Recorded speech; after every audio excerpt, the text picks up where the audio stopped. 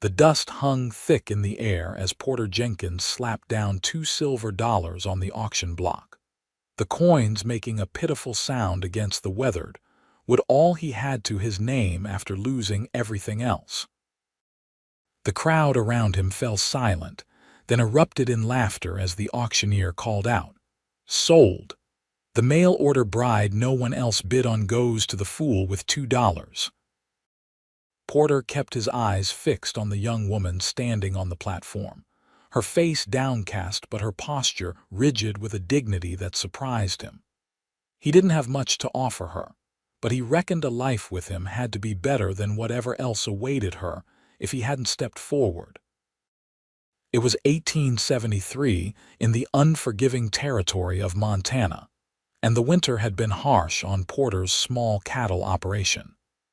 At 32, he'd weathered enough seasons to know that without help, he wouldn't make it through another.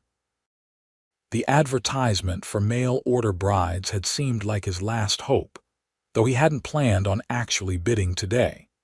He'd just come to town for supplies, but something about the dejected stance of the final woman presented had pulled at whatever decency remained in his heart.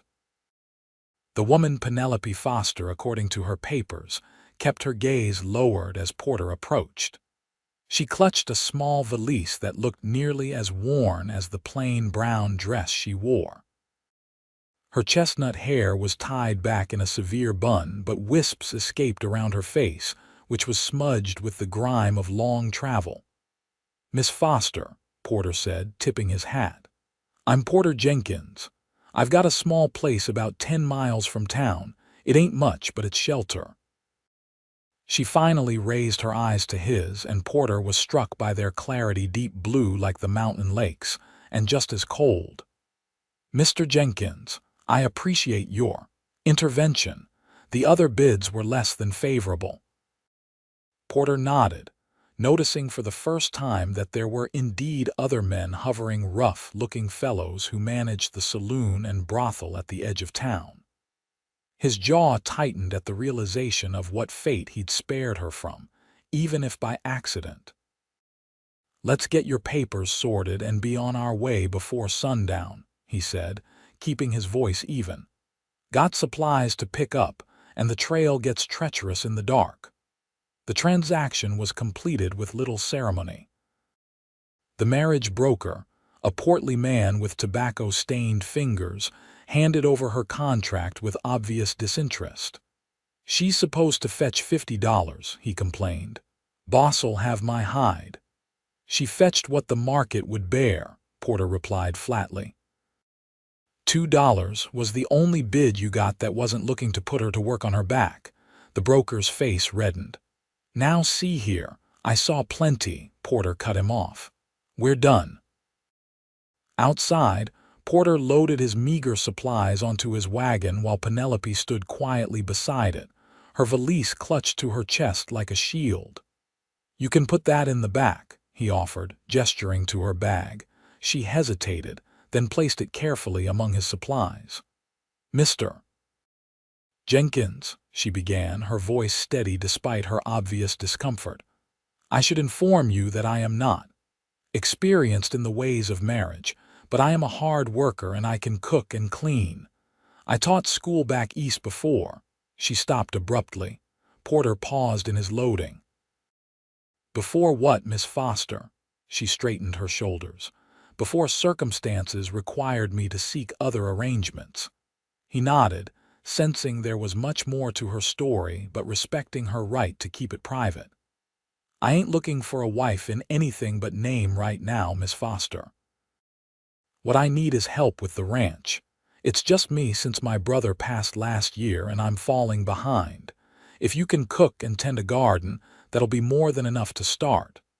Relief visibly washed over her features, though she maintained her composure. "I understand. Thank you for your candor." The ride to Porter's ranch was mostly silent, save for the creaking of the wagon and the occasional comment about the landscape. Porter pointed out landmarks to help Penelope orient herself: the tall pine that marked the turn off the main trail, the rock formation that resembled a sleeping bear, the creek that ran along the property line. As they crested the final hill, Porter's ranch came into view. It wasn't much a small cabin with a lean-to stable, a corral for the horses, and a barn that had seen better days. A few head of cattle grazed in the distance, far fewer than should have been there for a viable operation. "Home," Porter said simply, pulling the wagon to a stop. Penelope took in the scene with careful eyes. "How many cattle do you have?" 27, Porter answered, surprised by the question. "Lost nearly half the herd in the winter storms." She nodded thoughtfully. "And how many acres?" Porter eyed her with newfound curiosity. 160. "Homesteaded it 5 years ago with my brother." "You know something about ranching, Miss Foster." "My father had a small farm in Pennsylvania," she replied. "Nothing like this, but I understand the principles of animal husbandry and crop rotation." For the first time that day, Porter felt a glimmer of hope. Perhaps this arrangement wouldn't be as awkward as he'd feared. The cabin was sparse but clean. Porter had made an effort to tidy up whenever he went to town, never knowing when he might return with supplies or, apparently, a wife. There was one main room with a stone fireplace, a rough-hewn table with 2 chairs, and a small kitchen area. A door led to a single bedroom. "You'll take the bedroom," Porter said, setting down her valise. "I'll bunk out here by the fire." Penelope looked at him with surprise. "Mr. Jenkins, I cannot displace you from your own bed." "Porter," he corrected gently. "If we're to live together even just as partners in this venture, you might as well use my given name, and it's no trouble. Been falling asleep by the fire most nights anyway." She nodded slowly. "Then you must call me Penelope." She paused, looking around the cabin with a practical eye. "Is there water nearby?" "Well, out back, and the creek's about 50 yards down the slope. Good fishing there too when there's time." "I'll prepare supper," she said, moving toward the small pantry. "You must be hungry after the journey." Porter watched her begin to examine his supplies with efficient movements. There was something about her that didn't fit the image of a desperate mail-order bride. Her speech was educated, her manner composed despite her circumstances. And those eyes, they held secrets and sorrows that made him wonder what had driven her to such a desperate measure, as offering herself as a bride to unknown men in the untamed West. As the sun set over the mountains, casting long shadows across the small ranch, Porter found himself with more questions than answers about Penelope Foster. But one thing was certain: for $2, he'd gotten far more than he'd bargained for. The first week of their arrangement passed in a careful dance of boundaries and adjustments. Penelope rose before dawn each morning, prepared a simple but hearty breakfast, and had Porter's lunch packed before he headed out to work with the cattle. She spent her days scrubbing the cabin to a shine it hadn't seen since it was built, mending clothes that Porter had thrown in a corner to deal with someday, and studying his small collection of books on animal husbandry and ranching. Porter returned each evening to find a hot meal waiting and a transformed living space. The cabin slowly took on a more hospitable feel, wildflowers in a tin can on the table, a quilt sheet unpacked from her valise spread over the back of his chair, the floors swept clean of the ever-present dust.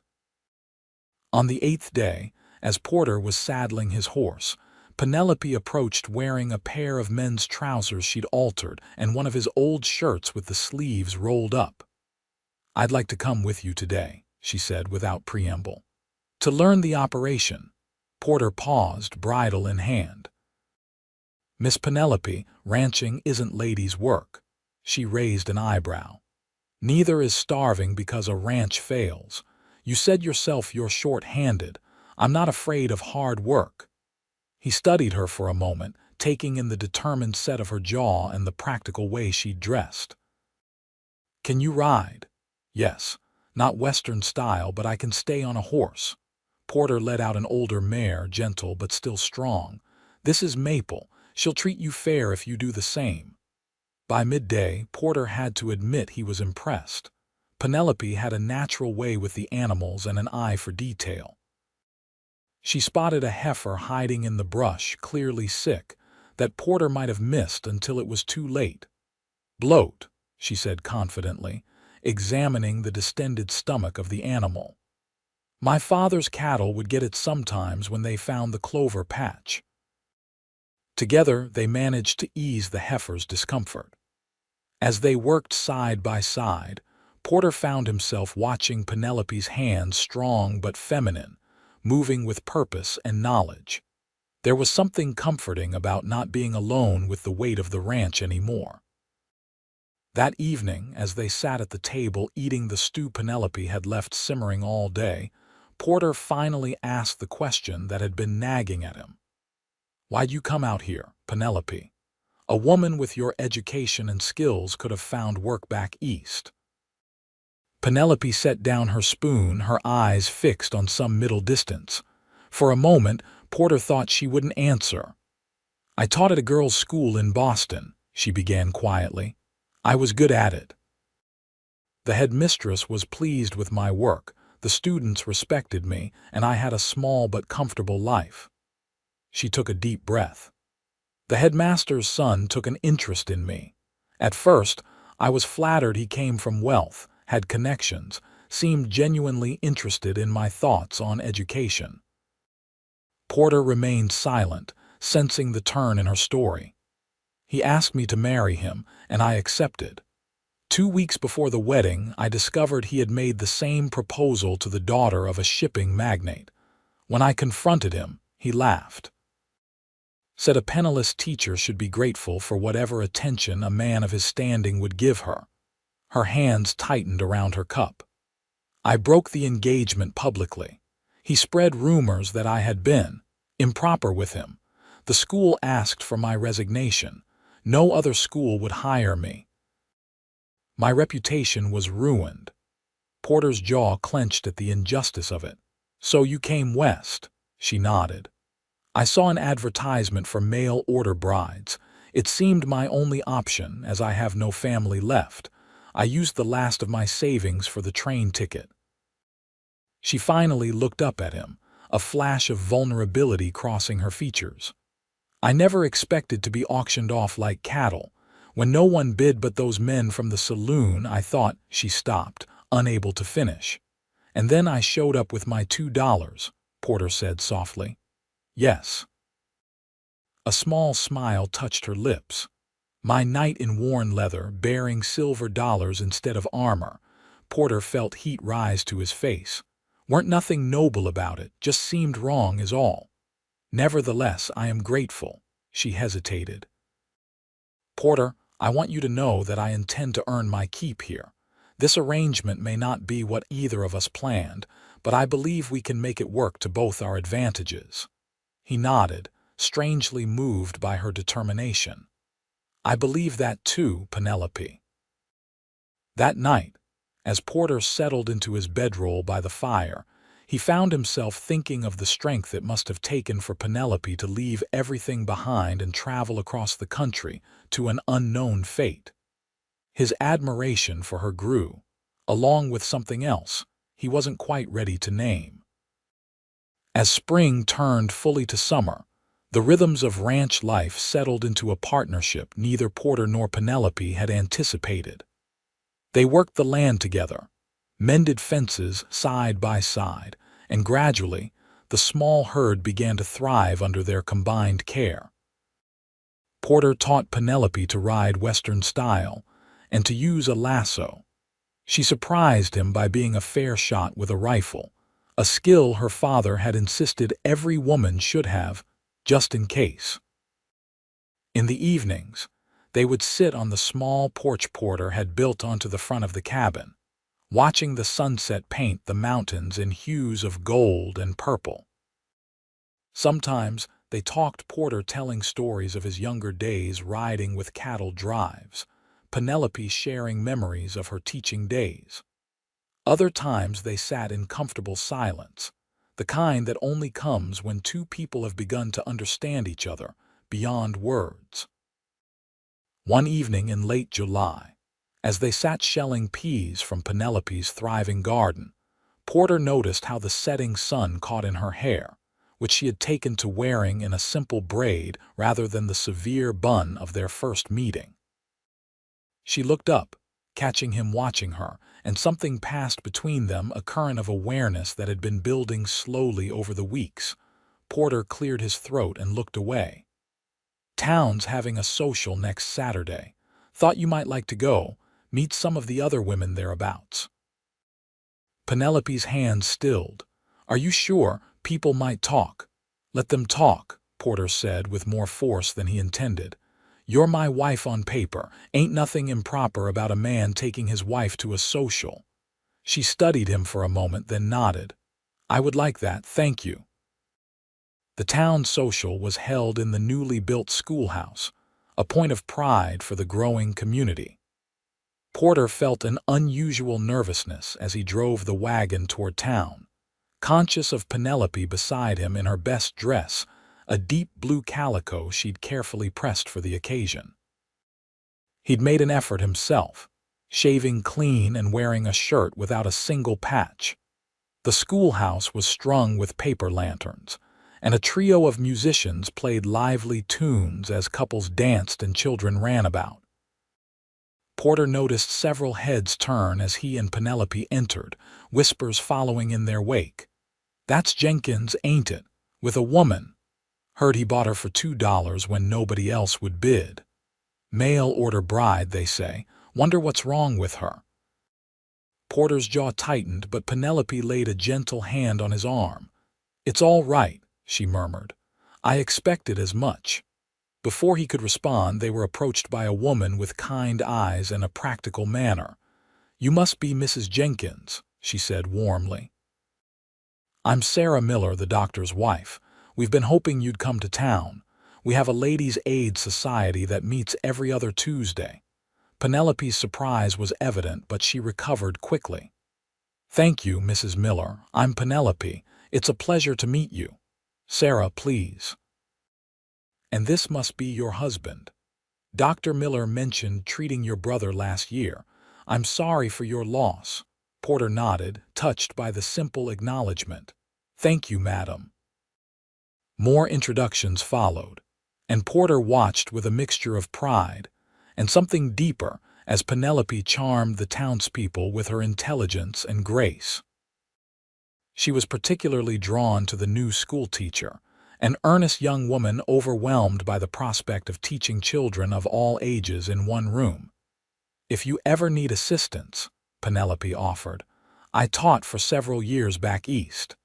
The young teacher's relief was palpable. "Would you consider coming in once a week? Even just to help with the older students' literature and mathematics would be a blessing."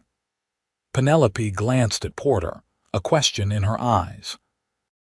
He nodded, understanding her need for something that was hers alone, something that connected her to the woman she had been before. "I'd be honored," she told the teacher. Later, as the musicians struck up a waltz, Porter surprised himself by holding out his hand to Penelope. "May I have this dance, Mrs. Jenkins?" Her eyes widened, but she placed her hand in his. "I didn't know you danced, Mr. Jenkins." "There's a lot we're still learning about each other," he replied, leading her to the makeshift dance floor. Porter wasn't a skilled dancer, but years of working with horses had given him a certain natural grace. Penelope followed his lead easily, and soon they were moving in harmony among the other couples. Porter was acutely aware of his hand at her waist, of the subtle scent of lavender that clung to her hair, of the way her eyes shone in the lantern light. As they danced, the whispers around them changed tone. "They move well together. She's brought that ranch back from the brink, from what I hear. $2. Seems Jenkins got himself a bargain after all." The ride home was quiet, but it was a different quality of silence than before, charged with unspoken thoughts and new awareness. When they reached the ranch, Porter helped Penelope down from the wagon, his hands lingering at her waist a moment longer than necessary. "Thank you," she said softly. "It was a lovely evening." "It was," he agreed, suddenly awkward. "You were a hit with the townspeople." She smiled. "They were very kind. It will be nice to help at the school." They stood for a moment in the moonlight, something hovering between them that neither was ready to acknowledge. Finally, Porter stepped back. "Better get some rest. Cattle won't wait come morning." As summer faded into fall, the ranch flourished under their combined efforts. The garden Penelope had planted yielded a bountiful harvest, which she preserved for the winter months ahead. Porter's herd, while still small, was healthier than it had been in years. Together, they repaired the barn roof and reinforced the corral, preparing for the harsh Montana winter to come. Penelope began riding into town once a week to assist at the school, returning with news and occasional small luxuries: a bit of ribbon, a book of poetry, coffee beans from the general store. She joined the Ladies' Aid Society, which met at Sarah Miller's home, and gradually found herself accepted into the community not as the woman Jenkins bought for $2, but as Penelope in her own right. Porter found himself watching the clock on the days she went to town, an unfamiliar restlessness overtaking him until he heard the sound of Maple's hooves announcing Penelope's return. The cabin felt empty without her presence, her humming as she worked, the scent of whatever she was cooking for their supper.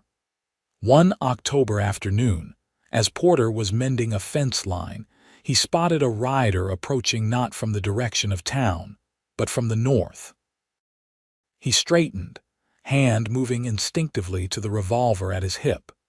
Visitors were rare, and not always welcome in these parts.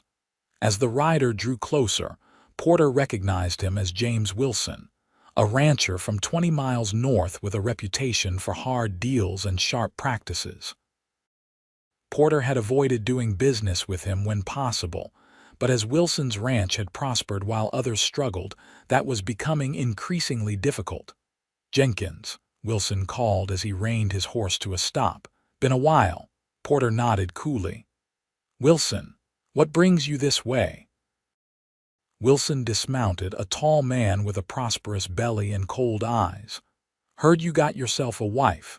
Mail order, they say." Porter's jaw tightened. "My personal business ain't yours to discuss." Wilson held up his hands in a placating gesture. "No offense meant, just making conversation." He glanced around the ranch, taking in the improvements. "Place is looking better than last time I passed by. Heard you lost half your herd last winter. We're managing." Wilson raised an eyebrow. "So the wife's more than just decoration then?" Porter took a step forward, anger rising. "State your business, Wilson. I've got work to do." Wilson's smile didn't reach his eyes. "Always direct, Jenkins. I like that about you. I'm here to make you an offer. I'm expanding my operation, looking to acquire more grazing land. Your property would connect nicely with my south pasture." "Not interested in selling." "I haven't named a price yet." "Don't matter what price. This land isn't for sale." Wilson studied him. "Times are hard, Jenkins. Winter's coming. A smart man knows when to cut his losses and move on. I'll give you a fair price enough to set yourself up somewhere else, maybe back east where your wife comes from." The thought of taking Penelope away from the home she'd helped build, the community she was becoming part of, made Porter's decision even easier. "Like I said, not interested." "Now, if you'll excuse me." Wilson remounted his horse, his expression hardening. "Think about it, Jenkins. Offer won't stand forever. Man in your position should consider all his options." As Wilson rode away, Porter couldn't shake the feeling that the visit had been more than a simple business proposition. Something about Wilson's manner, the way his eyes had surveyed the property, the mention of Penelope left Porter uneasy. That evening, when Penelope returned from town, Porter told her about Wilson's visit. He has a reputation for getting what he wants, she said thoughtfully. Dr. Miller mentioned that the Abernathy family sold to him last spring after their well mysteriously went dry. Porter frowned. You think he'd sabotage our water? I think a man who wants your land badly enough might try many tactics. She hesitated. Porter, if you want to sell, I don't, he said firmly. This is our home. The word our hung between them, its significance not lost on either of them. Penelope's eyes softened as she reached across the table to touch his hand briefly. Then we'll defend it, she said simply. The first snow came early that year, blanketing the ranch in pristine white. Porter and Penelope had prepared well. The barn was stocked with hay, the root cellar full of preserved vegetables, the woodpile stacked high against the cabin wall. Still, the sudden onset of winter meant Porter spent long hours ensuring the cattle had access to feed and unfrozen water. He returned one evening to find Penelope at the table, an array of papers spread before her. She looked up as he stamped the snow from his boots. I've been going through the accounts, she said without preamble. Porter hung his coat by the door. Didn't know we had accounts to go through.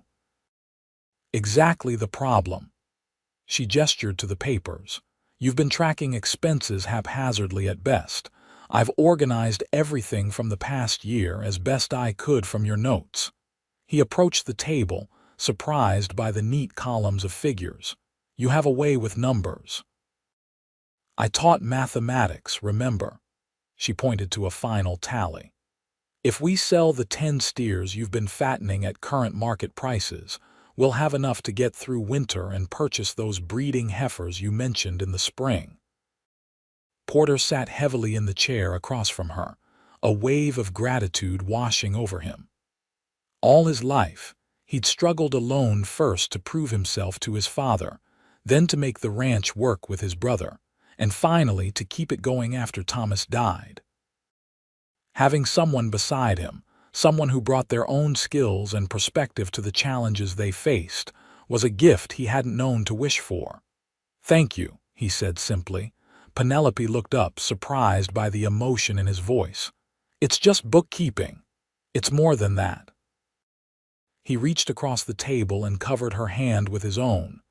It's you caring about this place, about, he hesitated, about our future here. Her eyes met his, a flush spreading across her cheeks. It is our future, isn't it? Not just an arrangement anymore. Porter held her gaze, something shifting between them. Hasn't been just an arrangement for some time now, Penelope. The confession hung in the air between them, neither quite ready to take the next step, but both acknowledging that something had changed, had been changing since that day he'd placed $2 silver on an auction block. The moment was broken by a sharp gust of wind that rattled the windows. Penelope withdrew her hand gently. The storm's picking up. You should get warm. I've made stew. That night, as the blizzard howled outside, Porter lay awake by the fire, thinking of Penelope just beyond the bedroom door. He'd come to care for her in a way he hadn't expected, not just as a partner in working the ranch, but as a woman whose strength and grace had awakened feelings he'd thought long buried. The question that kept him awake was whether she might feel the same. The winter stretched on, harsh and unforgiving. Porter and Penelope fell into new rhythms, confined more often to the cabin by snow and bitter cold. They spent evenings reading aloud from Penelope's small collection of books, playing checkers with a set Porter carved from scraps of wood, or simply talking. Porter found himself sharing stories he'd never told another soul about his difficult relationship with his father, his dreams for the ranch, his fears after Thomas died that he wouldn't be able to keep going alone. Penelope, in turn, spoke more of her life before her childhood on the Pennsylvania farm, her determination to get an education despite her father's initial reluctance, her joy in teaching young minds. She rarely mentioned the man who had betrayed her, but when she did, Porter noticed the hurt in her voice had lessened, replaced by a cool dismissal that spoke of healing. One particularly cold night in January, as they sat before the fire, Penelope darning socks while Porter cleaned his revolver, she asked a question that caught him off guard. "Have you ever been in love, Porter?" His hand stilled on the gun. "Once. Long time ago." She waited, her needle pausing in its rhythmic movement. "Her name was Elizabeth, daughter of a rancher near where I grew up in Texas. We were sweet on each other since we were 16. He set the revolver aside. "I asked her to marry me when I was 20. She said yes." Penelope's expression was gentle. "What happened?" "War happened. I joined up with the Confederacy not because I believed in the cause particularly, but because everyone was going. By the time I came back 3 years later, she'd married a banker from Austin." He shrugged, an old pain dulled by time. "Can't blame her, wasn't sure I'd come back at all." "I'm sorry," Penelope said softly, "was a lifetime ago." He looked at her, firelight playing across her features. "What about you? Was that man in Boston, was he your first love?" She shook her head, a sad smile touching her lips. "I thought he was at the time. But looking back, I was more in love with the idea of him, of stability, of belonging somewhere. I didn't really know him, not truly." She set her darning aside. "I've come to believe that real love must be built on knowing someone, seeing their flaws and strengths alike, and choosing them anyway." Porter felt a tightness in his chest at her words. "That's a wise way of looking at it." Their eyes met across the small space between them, and Porter wondered if she could hear the quickening of his heart. He wondered if she knew that he was coming to know her, her determination, her intelligence, her occasional stubbornness, her quiet strength, and that knowing her had only deepened his admiration. Before either could speak further, a noise from outside broke the moment, the distinctive sound of cattle in distress. Porter was on his feet instantly, reaching for his coat. "Stay here," he told Penelope as he grabbed his rifle. "Might be wolves." "I'm coming with you," she said firmly, already pulling on her own coat. "You shouldn't go alone." Outside, the bitter cold stole their breath as they made their way toward the cattle pen, lantern held high against the darkness. The herd was agitated, moving restlessly despite the late hour and cold. As they drew closer, Porter saw why the gate to the pen stood open, and several cattle had already wandered out into the deep snow. "Someone's opened the gate," Penelope said, her voice tight with anger. Porter nodded grimly. "Help me get them back in. If they scatter in this cold, we'll lose them for sure." For the next hour, they worked to herd the cattle back into the pen, struggling through snow drifts and against the animals' confusion. By the time they secured the gate with extra rope, both were exhausted and half frozen. Back in the cabin, as they huddled before the fire trying to warm numbed fingers and toes, Porter's mind worked furiously. "This was deliberate," he said. "Someone wanted our cattle to scatter and die in the cold." "Wilson," Penelope said, her expression hard. "He wants you desperate enough to sell." Porter nodded slowly. "Likely, but he won't succeed." He looked at her, at the determination in her eyes that matched his own. "We've worked too hard. We need to be more vigilant," she said. "Take turns keeping watch at night." "I'll do it. You need your rest." She shook her head firmly. "We're partners in this, Porter, equal partners. I'll take my turn." The pride he felt in that moment nearly overwhelmed him. Equal partners. Not just in working the ranch, but in facing whatever challenges came their way. He reached out, almost without thinking, and tucked a strand of hair behind her ear, his fingers lingering against her cheek. "Equal partners," he agreed softly. For a heartbeat, they remained frozen in that moment of contact, something electric passing between them.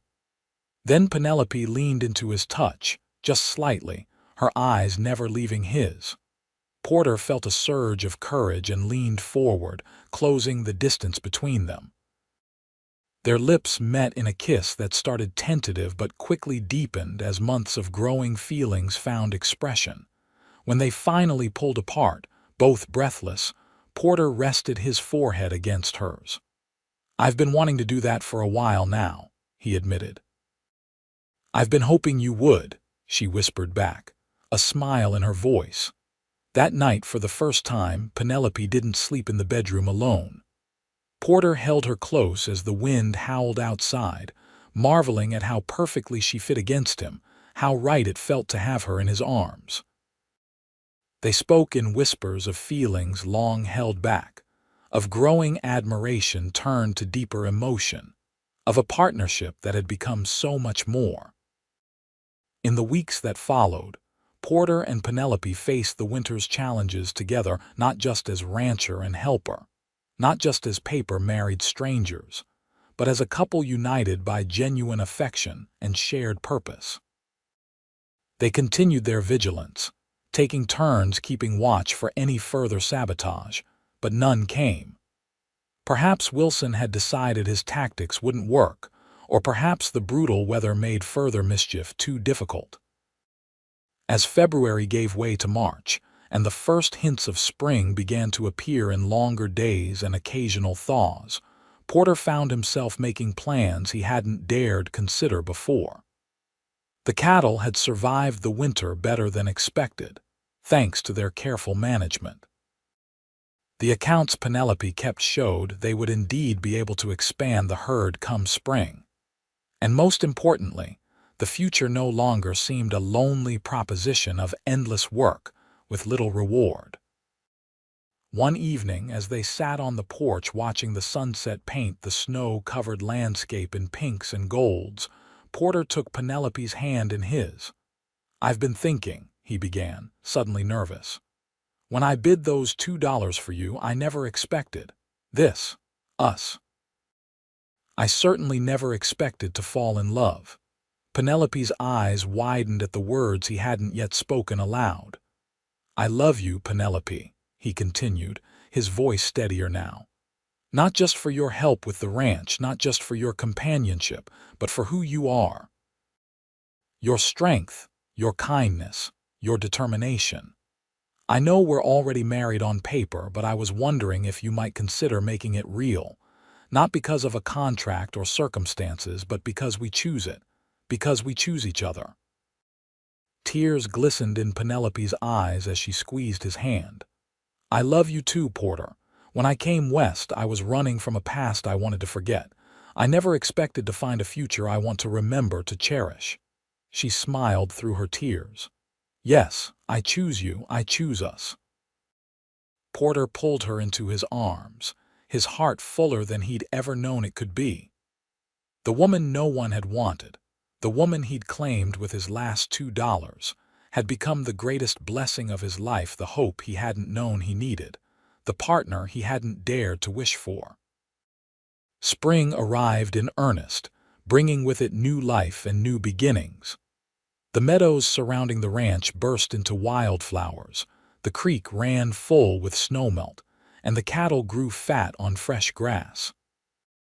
Porter and Penelope rode out together most days, working side by side to repair winter damage, check on the herd, and prepare for the calving season ahead. In town, they were no longer objects of curiosity and gossip, but accepted members of the community. Penelope continued her work at the school 1 day a week, her natural gift for teaching earning the respect of parents and children alike. Porter found himself included in discussions about cattle prices and range management, his quiet competence recognized by other ranchers. One Sunday in April, after the small church service, Reverend Thomas approached them with a smile. "Mrs. Jenkins, Mr. Jenkins, might I have a word?" They followed him to the church steps, exchanging curious glances. "I understand," the Reverend began, "that your marriage began as a matter of practicality. Such arrangements are common out here, of course." He cleared his throat. "But I've observed the two of you these past months, and it seems to me that what started as convenience has grown into something more genuine." Porter took Penelope's hand. "It has at that, Reverend." The older man beamed. "I thought as much. I wanted to offer my services, if you'd like to renew your vows this time before God and your community, as a true expression of your feelings for one another." Penelope's face lit up at the suggestion. "Porter, what do you think?" He squeezed her hand, moved by the idea of publicly declaring what had grown between them. "I'd be honored if you would." "Then it's settled," the Reverend said happily. "Next Sunday after service, the Ladies' Aid Society would be delighted to arrange a small celebration, I'm sure." As they rode home that afternoon, plans already forming for their renewal ceremony, Porter marveled at the journey that had brought them to this point. "Who would have thought," he said, "that the best investment of my life would be $2 at an auction block?" Penelope laughed, the sound carrying across the spring meadows. "I think I got the better deal myself." The following Sunday dawned clear and warm, as if nature itself approved of their celebration. The small church was decorated with spring wildflowers, and every member of the community turned out for the occasion. Sarah Miller had helped Penelope refashion her blue dress with new lace at the collar and cuffs, while Porter wore a new shirt purchased specially for the day.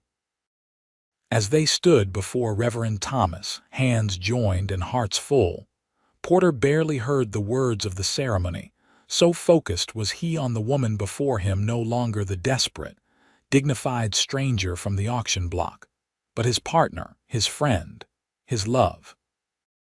When it came time to speak their vows, Porter's voice rang clear and true. "Penelope, when I found you, I was a man with nothing but a struggling ranch and $2 to my name. Now I'm the richest man in Montana, because I have your love. I promise to cherish you, to stand beside you through whatever life brings, to be your equal partner in all things, for all the days we're given." Tears shone in Penelope's eyes as she responded, "Porter, you saw value in me when no one else did. You gave me not just a home, but purpose and respect, and in time, love. I promise to face life's challenges with you, to share its joys, to build our dreams together, for as long as we both shall live." When Reverend Thomas pronounced them husband and wife truly, this time, in heart as well as law, the small church erupted in cheers. The celebration that followed at the schoolhouse was modest by some standards, but felt like a feast to Porter and Penelope. The community that had once whispered about them now toasted their happiness, the women hugging Penelope with genuine affection, the men clapping Porter on the back with approval. As the afternoon waned, Porter noticed James Wilson standing at the edge of the gathering, watching with an unreadable expression. When their eyes met, Wilson gave a slight nod before turning to leave. Porter understood it as acknowledgement, perhaps even respect, and a sign that the threat had passed. Their determination had won out against his tactics. That evening, as they returned to their ranch, their home, Porter helped Penelope down from the wagon and then surprised her by sweeping her into his arms. "Porter," she laughed as he carried her toward the cabin. "What are you doing?" "Carrying my bride across the threshold," he replied with a grin. "Properly this time." Inside, the cabin no longer felt like the bachelor quarters it had once been. Under Penelope's care, it had become a true home, still simple, still reflective of the hard work of ranching life, but warm with touches that spoke of permanence and belonging. A quilt on their bed made from scraps of meaningful fabrics. Books lining shelves Porter had built. Wildflowers in a jar on the table, changed with the seasons. Small things that together created a haven. As spring gave way to summer, and summer to fall, the ranch prospered under their joint stewardship. The herd grew, The garden flourished, and with careful management of the resources Penelope tracked so meticulously, they were able to hire occasional help for the busiest seasons. The lean-to stable was replaced with a proper structure, and they added a small room onto the cabin planning. Porter admitted with a mix of hope and shyness, for the family they might one day have. That hope was realized the following spring, when Penelope shared the news that she was expecting. Porter's joy knew no bounds as he gently placed a hand on her still flat stomach, imagining the child that would join their family come winter. "Boy or girl, doesn't matter to me," he told her as they lay together one evening, his hand protectively covering where their child grew. "Long as they have your brains and determination." Penelope smiled, running her fingers through his hair. "And your heart, Porter Jenkins. Your generous, seeing heart that looked past what everyone else saw and found something worth $2 silver. Best bargain of my life," he murmured against her lips. "And I'd pay it 1,000 times over." Their daughter, Hope Elizabeth Jenkins, was born on a snowy December night, with Sarah Miller attending the birth while Porter paced anxiously outside the bedroom door. When he was finally allowed in, the sight of Penelope holding their tiny daughter, exhausted but radiant, brought him to his knees beside the bed. "She's perfect," he whispered, touching a gentle finger to his daughter's downy head. "Just like her mother." As Hope grew from infant to toddler, the ranch continued to thrive. Porter and Penelope worked as they always had, side by side when possible, dividing tasks when necessary, each contributing their strengths to their shared enterprise. The mail-order bride no one had wanted, and the struggling cowboy with just $2 to his name had built a life that was rich in all the ways that truly mattered. 3 years after Hope's birth, they welcomed a son, Thomas Porter Jenkins, named for the brother Porter had lost and the father who had found his future in an unexpected place.